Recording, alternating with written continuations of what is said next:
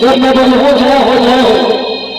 तो जब कोई माई पर दुर्गा माई काली माई शीतला माई से मैं बैठो दोनों हाथ जोड़ करके काबिल हो जय हो और बताना चाहूंगा कि अगर यहाँ पास हो तो हर जगह